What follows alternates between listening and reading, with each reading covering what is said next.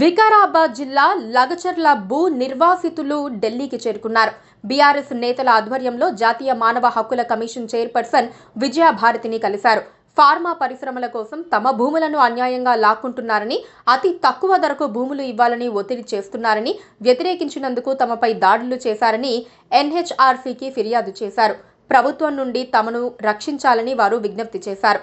భూముల సేకరణకు నిర్వహించిన సభలో వికారాబాద్ కలెక్టర్పై రైతులు తిరగబడ్డ విషయం తెలిసిందే.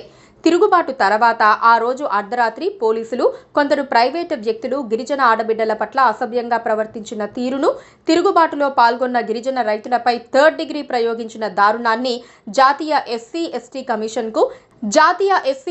కమిషన్కు, జాతీయ మానవ హక్కుల కమిషన్కు సోమవారం ఫిర్యాదు చేశారు. బాధిత కుటుంబాలకు అండగా నిలిచిన బీఆర్ఎస్ వర్కింగ్ ప్రెసిడెంట్ కేటీఆర్ ఆదేశాల మేరకు లగచర్ల గిరిజన కుటుంబాలతో కలిసి మాజీ మంత్రి ఎమ్మెల్సీ సత్యవతి రాథోడ్ ఢిల్లీ వెళ్లారు. ఆమెతో పాటు బీఆర్ఎస్ రాష్ట్ర కార్యదర్శి, ఎస్టీ సెల్ కోఆర్డినేటర్ ఎల్ రూప్ సింగ్, కార్పొరేషన్ మాజీ చైర్మన్లు రామచంద్ర నాయక్, వాల్యా నాయక్, రాంబాల్ నాయక్ తదితరులు ఢిల్లీకి చేరుకున్నారు.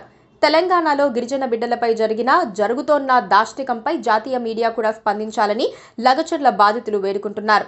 పథకం ప్రకారం కరెంటు తీసి అర్ధరాత్రి ఇళ్లల్లోకి చొరబడి ఆడబిడ్డలను అసభ్యంగా తాకుతూ పడుకున్న వారిని కూడా అలాగే పోలీస్ స్టేషన్లకు తరలించిన తీరుపై ప్రత్యేక కథనాలు రాయాలని కోరుతున్నారు. కొడంగల్లో జరిగిన అరాచకాలను, ఆగడాలను వెలికి తీయాలని కన్నీటి పర్యంతమవుతున్నారు.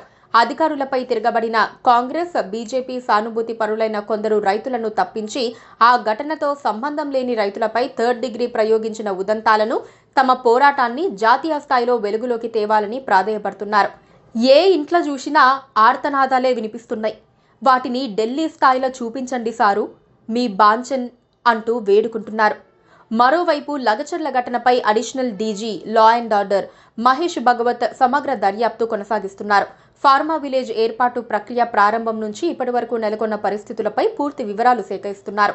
జిల్లాలోని ఉన్నతాధికారుల నుంచి కానిస్టేబుళ్ల వరకు స్టేట్మెంట్లను రికార్డ్ చేస్తున్నారు. నిఘా వైఫల్యంతో పాటు స్థానికంగా బందోబస్తు ఏర్పాటు చేయకపోవడానికి గల కారణాలపై ఆరా తీస్తున్నారు.